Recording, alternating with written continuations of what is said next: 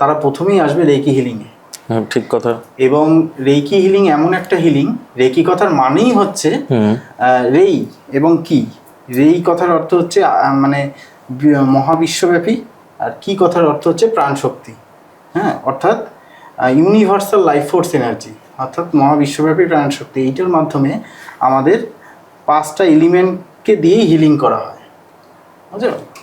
এই হিলিংটা করলে মানে 5টা এলিমেন্ট মানে কি কি, যেগুলো আমরা দেখে থাকি যে এয়ার, হ্যাঁ, মাটি, তেজ, মরুদ্গম অর্থাৎ অগ্নি, বায়ু, আকাশ, পৃথিবী এবং যে স্থান যেটাকে বলা হয় সেইটাকে দিয়েই প্রথমত হিলিংটা করা হয়। আচ্ছা। এমনকি পরে আরও হিলিং সম্পর্কে আমি বলবো, যেহেতু রেকি সম্পর্কিত বিষয় নিয়ে আমাকে প্রশ্ন করা হয়েছে।